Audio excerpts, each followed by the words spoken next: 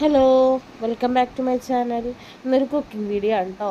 നമുക്കിന്നൊരു simple chicken കറിയുടെ റെസിപ്പിയാണ് ഞാൻ ഇന്നിവിടെ കാണിക്കുന്നത്. അതെങ്ങനെ ഉണ്ടാക്കണമെന്ന് നോക്കാം. അതിനായിട്ട് ആദ്യം ചിക്കൻ കഴുകി വൃത്തിയാക്കി അതിലേക്ക് മഞ്ഞൾപ്പൊടി, മുളക് പൊടി, ഗരം മസാല, ഉപ്പ്, ചെറുനാരങ്ങ നീര് എന്നിവ ചേർത്ത് മാഗ്നേറ്റ് ചെയ്ത് വയ്ക്കണം. ഇനി അത് അരമണിക്കൂറിന് ശേഷം ഒരു ചട്ടി വെച്ച് അതിലേക്ക് വെളിച്ചെണ്ണ ഒഴിച്ച് ചൂടാക്കി നമ്മുടെ ചിക്കൻ പീസ് ഓരോന്നായിട്ട് ഇട്ട് കൊടുത്ത് ഫ്രൈ ചെയ്തെടുക്കാം.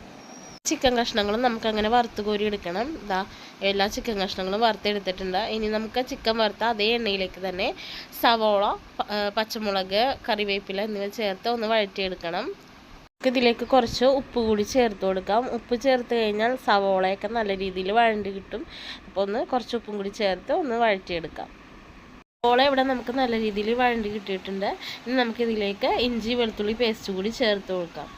ഇനി ഇവയെല്ലാം ചേർത്ത് മിക്സ് ചെയ്ത് ഒന്ന് വഴറ്റിയെടുക്കാം. ഇഞ്ചി വെളുത്തുള്ളി പേസ്റ്റ് ചേർത്തതിന് ശേഷം സവാള എല്ലാം നല്ല രീതിയിലൊന്ന് വാടി വന്നിട്ടുണ്ട്. ഇനി നമുക്ക് പൊടികളൊക്കെ ഇതിലേക്ക് ആഡ് ചെയ്ത് കൊടുക്കാം. നമുക്കിനി ആദ്യമായിട്ട് ആവശ്യത്തിന് മല്ലിപ്പൊടി ഇതിലേക്ക് ചേർത്ത് കൊടുത്ത് ഒന്ന് മിക്സ് ചെയ്യാം. മല്ലിപ്പൊടി ചേർത്ത് ഒന്ന് ഇളക്കിയതിന് ശേഷം നമുക്കിനി മഞ്ഞൾപ്പൊടി കൂടി ചേർത്ത് കൊടുക്കണം.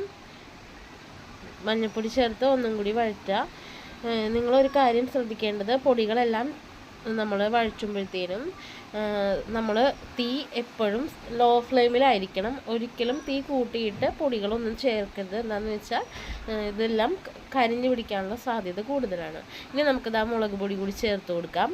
ഇനി നല്ല രീതിയിലൊന്ന് മിക്സ് ചെയ്തതിന് ശേഷം അടുത്തതായിട്ട് നമ്മൾ കുരുമുളക് പൊടിയാണ് ചേർത്ത് കൊടുക്കുന്നത്. കുരുമുളക് പൊടിയും കൂടി ചേർത്തൊന്ന് ഇളക്കി യോജിപ്പിക്കാം.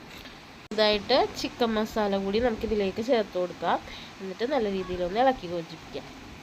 ഇനി നമുക്ക് ചേർക്കേണ്ടത് ഗരം മസാലയാണ്. ഞാനിവിടെ ഗരം മസാല വീട്ടിൽ തന്നെ പൊടിച്ചതാണ്. പൊടിച്ച ഗരം മസാല കൂടി നമുക്ക് ഇതിലേക്ക് ചേർത്ത് കൊടുക്കാം. ഇളക്കി യോജിപ്പിച്ചതിന് ശേഷം നമുക്കിതിലേക്ക് തക്കാളി അരിഞ്ഞത് കൂടി ചേർത്ത് ഇളക്കാം. തക്കാളി വാടി വന്നതിന് ശേഷം നമുക്ക് നേരത്തെ ഫ്രൈ ചെയ്ത് വെച്ചിരുന്ന ചിക്കൻ കഷ്ണങ്ങൾ ഇതിലേക്ക് ചേർത്ത് മിക്സ് ചെയ്തെടുക്കാം. ഗ്രേവി ഒന്നും വേണ്ട എന്നാണെന്നുണ്ടെങ്കിൽ, അതായത് ഡ്രൈ ആയിട്ടാണ് നിങ്ങൾക്ക് ഈ കറി വേണ്ടതെന്നുണ്ടെങ്കിൽ ഇതിലേക്ക് ഇനി വെള്ളം ഒന്നും ആഡ് ചെയ്യരുത്.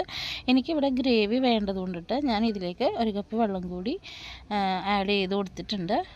വെള്ളം ആഡ് ചെയ്തതിന് ശേഷം ഒരു 5 മിനിറ്റ് ഞാൻ അടച്ചു വെച്ച് വേവിച്ചിട്ടുണ്ട്. 5 മിനിറ്റിന് ശേഷം നമുക്കിത് ഇതുപോലുള്ളൊരു കൺസിസ്റ്റൻസിയിൽ നമ്മുടെ ചിക്കൻ കറി കിട്ടിയിട്ടുണ്ട്. എണ്ണയെല്ലാം നല്ല രീതിയിൽ തെളിഞ്ഞ് വന്നിട്ടുണ്ട്. ചിക്കനെല്ലാം വെന്ത് നല്ല സോഫ്റ്റായിട്ട് തന്നെ കിട്ടിയിട്ടുണ്ട്. നമ്മുടെ ചിക്കൻ കറി ഇവിടെ റെഡി ആയിട്ടുണ്ട്. വീഡിയോ ഇഷ്ടമായ എല്ലാവരും ലൈക്ക് ചെയ്യണം. ചാനൽ ആദ്യമായിട്ടാണ് കാണുന്നതെന്നുണ്ടെങ്കിൽ എല്ലാവരും ഒന്ന് സബ്സ്ക്രൈബ് ചെയ്ത് സപ്പോർട്ട് ചെയ്യണം. അടുത്തൊരു വീഡിയോയുമായി വീണ്ടും കാണാം.